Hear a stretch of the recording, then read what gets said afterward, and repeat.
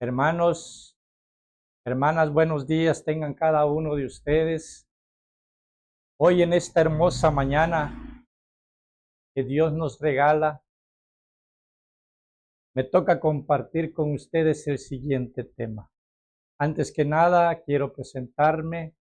Mi nombre es Ubeimar Nucamendi Bautista, conocido en la renovación carismática como el hermano Ube. Soy esposo de Cheli, llevamos 33 años de casados y llevamos 19 años en la renovación carismática católica en el Espíritu Santo. Y hoy quiero iniciar con este tema, con una analogía.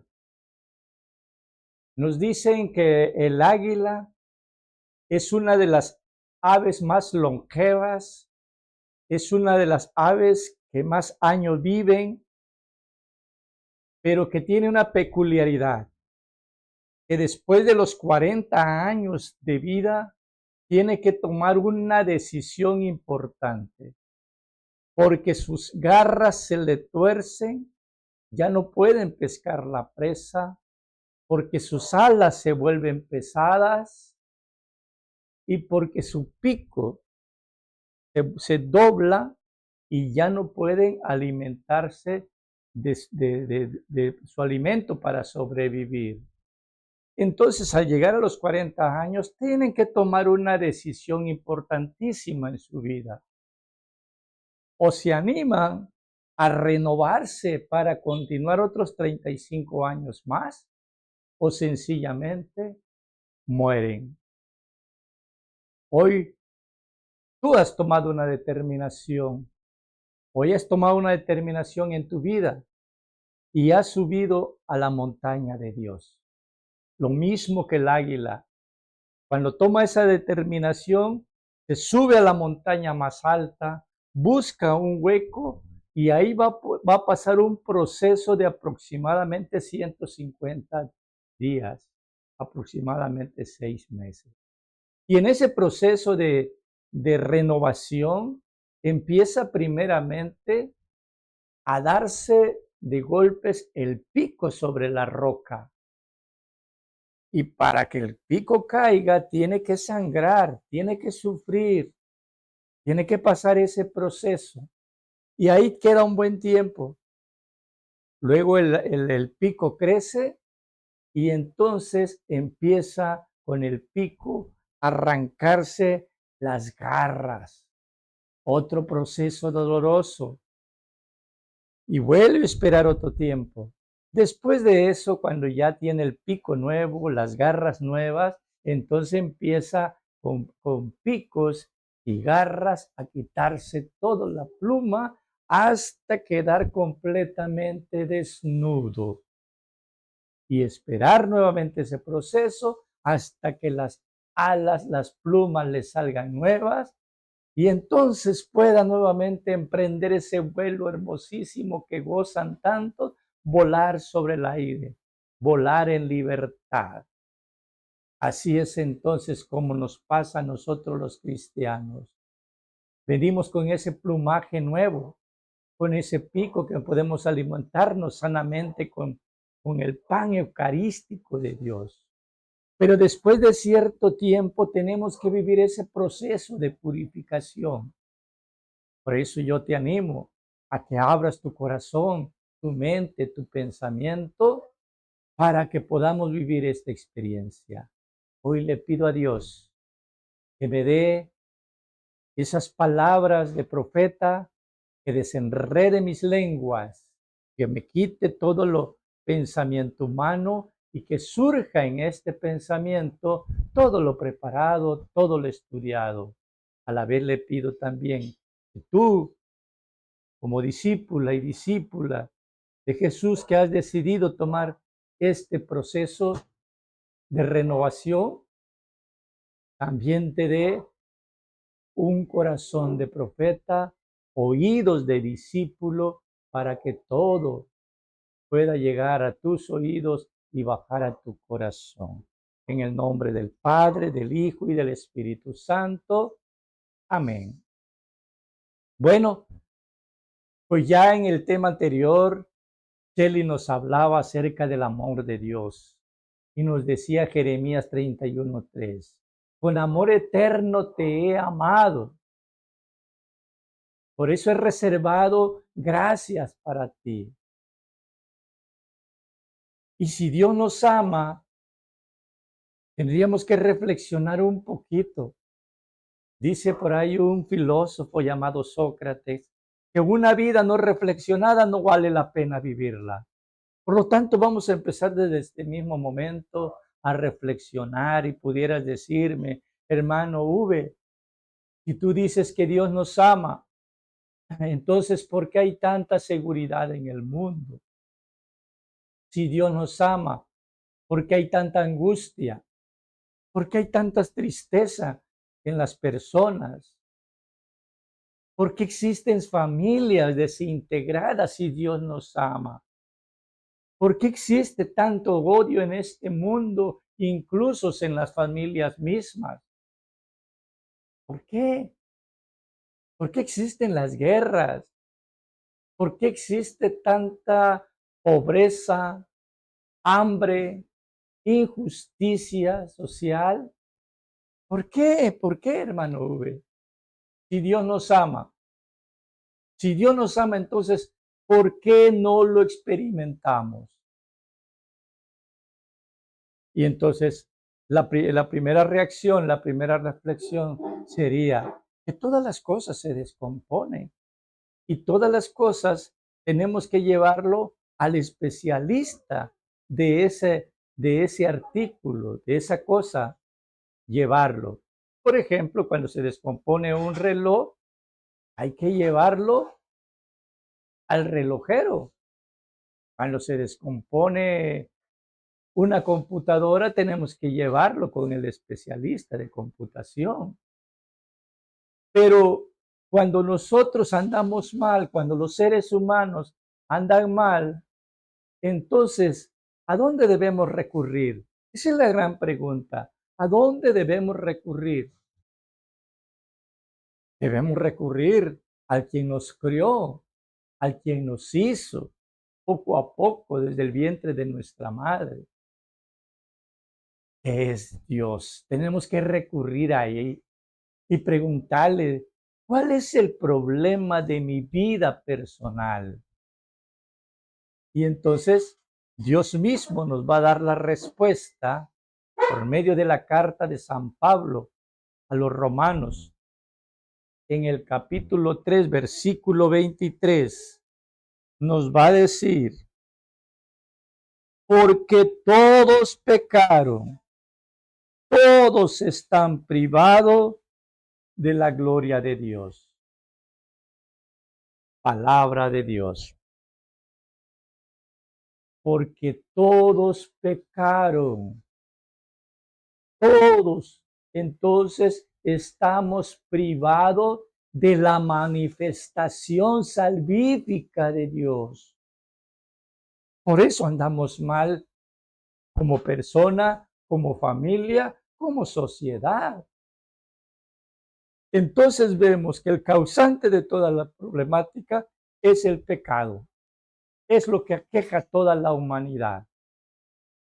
Dios ha derramado una torrencial lluvia de amor, pero nosotros, los seres humanos, nos hemos metido como en una bóveda de cristal.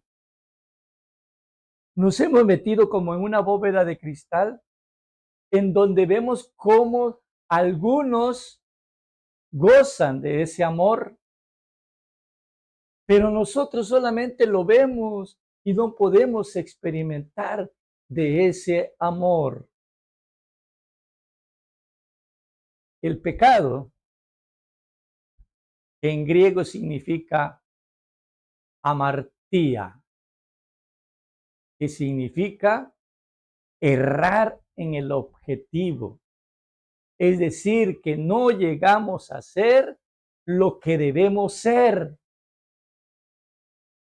Perdemos la ruta de nuestra vida, del sentido de la vida.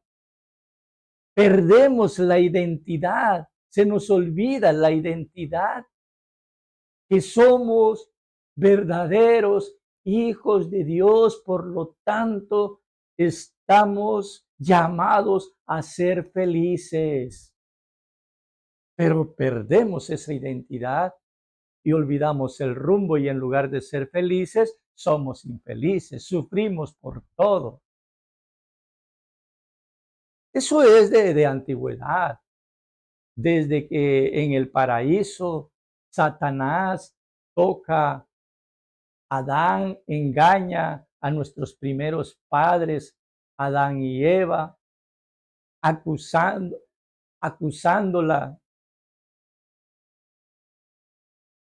a su esposa de que ella es la culpable. Y a partir de ahí, cuando Adán y Eva se separan de Dios, también se separan del paraíso. Y empiezan las acusaciones. Adán empieza a culpar que la causante de todo eso es su esposa. Y ahí empiezan las acusaciones, los odios, los miedos. Adán dice que se esconde, Dios baja y le dice, ¿dónde estás, Adán? Y se esconde. ¿Por qué? Porque se siente desnudo. Empiezan las violencias. Su mismo hijo, Caín, mata a su hermano Abel. El pecado entonces es un atentado contra la soberanía de Dios. Es querer usurpar el árbol de la ciencia del bien y del mal. Dice en Romanos 14:23, todo lo que no proviene de Dios es pecado. Todo lo que no provenga de Dios es pecado.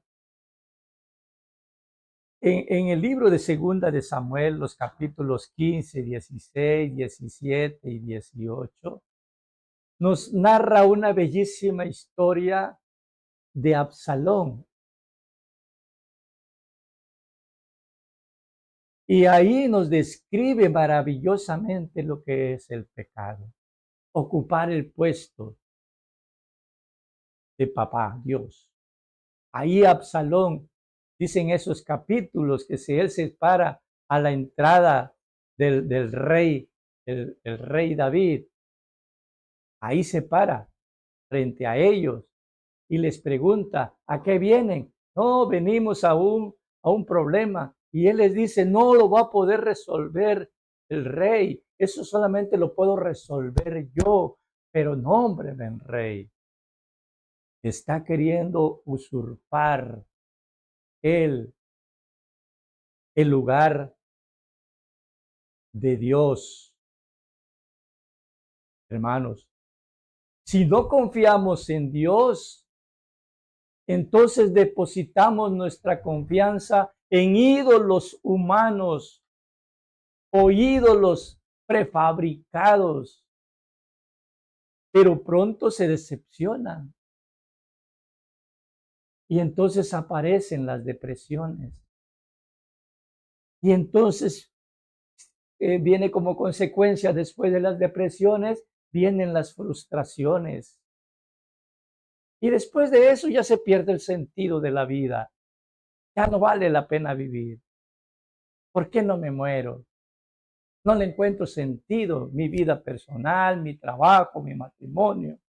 No le encuentro sentido el ser hijo. No le encuentro el sentido ser padre o madre.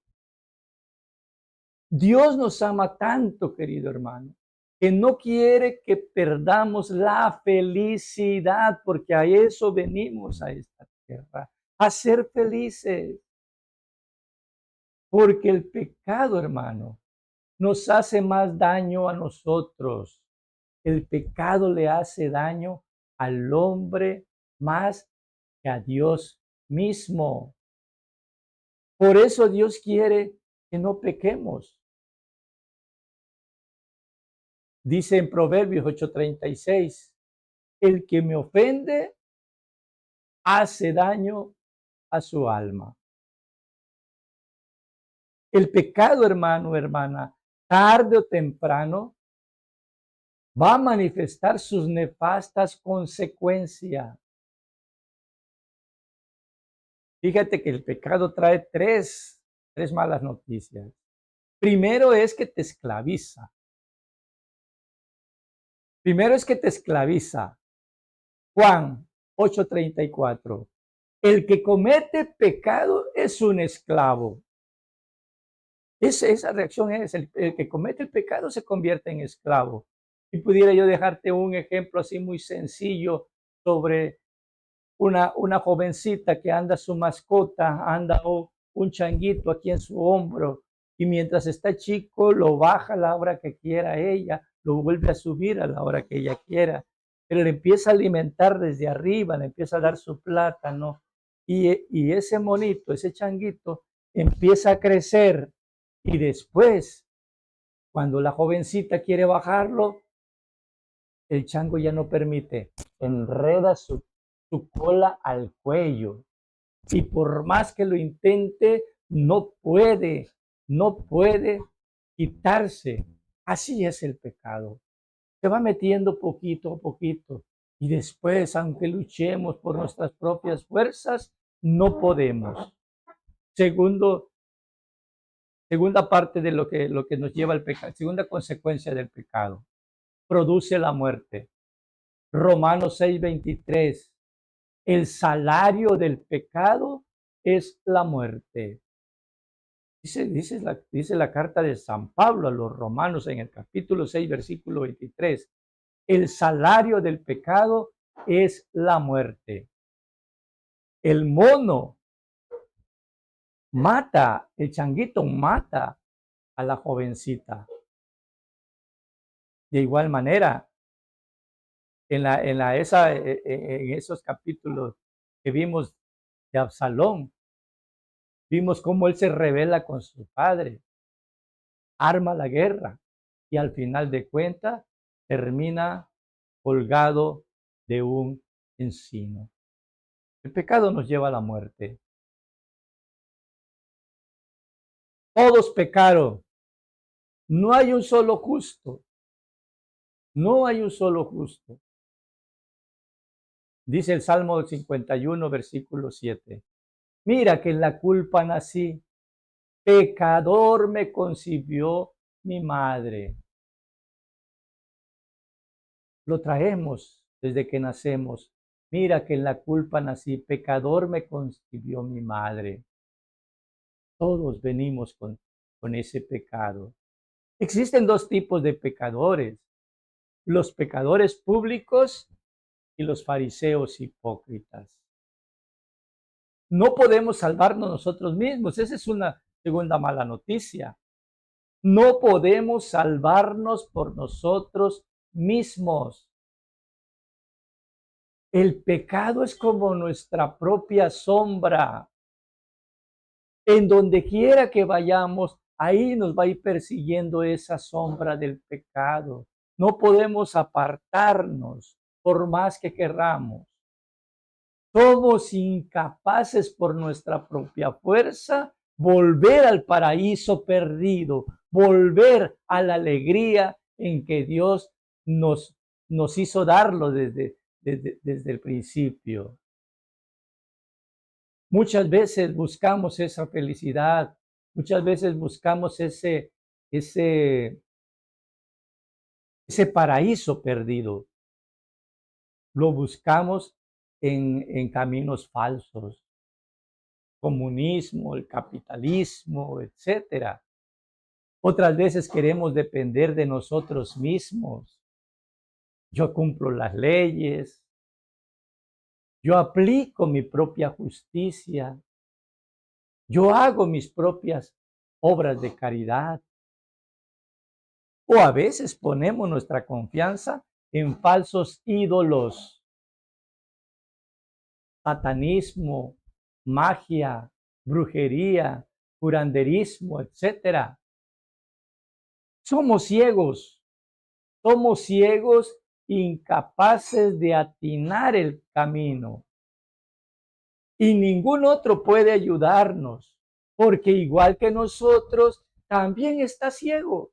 No puede guiarnos. Un ciego no puede guiar a otro ciego. Y el pecado, sea chiquito, sea grandote, nos pasa como los pajaritos. Un pájaro no puede volar si está atado a una cadena, pero tampoco puede, puede volar si está atado a un hilo muy delgadito. Tercera noticia. Tenemos un enemigo que no podemos vencer.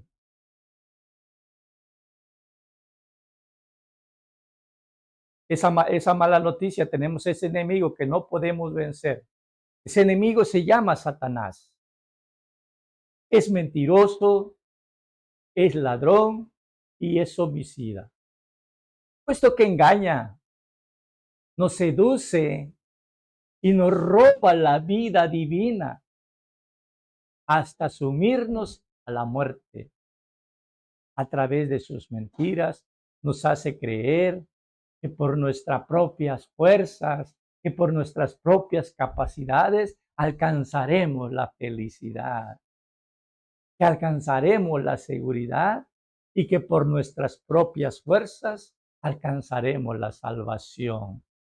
El hombre tiene un problema que no puede solucionar y un enemigo invisible. Jesús se mostró muy comprensivo con todos los pecadores. Llegaba a comer con los pecadores, buscaba a los pecadores, buscaba a los pecadores. Y entonces, queridos hermanos, lo primero que tenemos que reconocer, dice Martín Lutero, que el peor pecado es aquel que no reconoce su pecado. Entonces, en este tema, lo primero que debemos de hacer es reconocer que somos pecadores. No importa si tu pecado sea chiquito, si tu pecado sea grande, es pecado. Y cuidado porque tarde o temprano ese pecadito se va a ir haciendo grande y difícil de que puedas tú mismo liberarte. Yo quiero platicarte una parte de mi testimonio. Yo soy el penúltimo de 9 hijos que tuvieron mis padres. Y yo todo desde mi niñez hasta, me fui creando esa imagen de que yo no era querido por mis papás. Yo tenía celos de mi hermano, el que le seguía, el antepenúltimo, yo soy el penúltimo, entonces el antepenúltimo le tenía celos, porque según mis padres, mis hermanos, él cantaba muy bonito, porque él tocaba la guitarra muy bonita, porque él hacía ejercicios y tenía un cuerpo bien estructurado. Todo eso se fue creando en mi mente, y yo no era amado por mis padres, y yo no era amado por mis hermanos. Fui creciendo, llegué a la etapa de la adolescencia y de igual manera pensaba que las mujeres no me querían, que no me amaban, y entonces me sentía despreciado porque no sentía ese amor. Fui llegando a la etapa de la adultez, empecé a trabajar como maestro, empecé a tener mi novia y también sentía de que no me amaba. Y entonces yo empecé a cometer el pecado del adulterio, porque yo no creía en las mujeres. Entonces yo empecé a engañar a las mujeres y entonces me fui prostituyendo sin que yo me diera cuenta, me iba prostituyendo cada día más, cada día más, cada día más, hasta que por fin Dios, en su infinita misericordia, puso una mujer que me empezó a inducir en la fe, se arriesgó a casarse conmigo y ya estando casados empezó a inducirme en la fe porque yo te soy sincero, yo no conocía las Sagradas Escrituras. Yo no asistía a catecismos. Toda mi niñez fue con ella, fue con Shelly, que conocí las Sagradas Escrituras, que empecé a llegar a la iglesia. Fue con ella que me empezó a inducir y me empezó a invitar a que viviéramos un retiro de evangelización. Y es ahí donde Dios me fue transformando poco a poco y voy creyendo que me ama. Hoy tengo en cantidad de hermanos en donde vamos a compartir los temas en la renovación carismáticas de cualquier parte del estado que vemos, nos abrazamos, nos queremos como hermanos. Y he encontrado esa felicidad que yo no encontraba. He encontrado el paraíso perdido, pero tuve que reconocer que soy un pecador. Y lo que Dios hizo conmigo, lo va a hacer contigo si tú abres las puertas de tu corazón. Ánimo, pues, queridos hermanos. Hoy te pido, Señor Padre Eterno Todopoderoso, que envíes a tu Espíritu Santo para que mis hermanos aquí reunidos podamos reconocer que somos pecadores y que no podemos vencerlo por nuestras propias fuerzas. Por lo tanto, necesitamos de ti, Dios Padre, que nos envíes esa luz. ¿Hacia dónde nos vas a llevar para poder gozar de tu amor, para poder gozar de esa felicidad, el cual tú nos has prometido? En el nombre del Padre, del Hijo y del Espíritu Santo. Amén. Queridos hermanos, esto llevamos ya al segundo tema del querigma que nos toca predicar a nosotros. ¿Verdad? Voy a repetirles nuevamente. Vimos cuál era el querigma de Jesús y cuál era su objetivo. Vimos cuál era el querigma de los apóstoles y cuál era su objetivo. Ahora a nosotros nos toca compartir los 7 temas querigmáticos y ya vimos el amor de Dios y hoy vivimos el pecado. Quiero que te vayas dando cuenta que estos temas son concatenados. En la introducción pude hablar un poquito de ese tema anterior para poder concatenar el siguiente tema. Y un favorzote, una súplica, no te olvides de darle manita arriba, a suscribirte y a compartirlo con otros hermanos para que de esa manera nos vayamos formando y vayamos evangelizando y cumplamos este gran proyecto que tenemos tú y yo. Todos nosotros vamos a formar un gran equipo de evangelizadores. Ese es el mandato que Dios nos dio. Vayan por todo el mundo y proclamen la buena nueva. Muchas gracias. Que Dios los bendiga.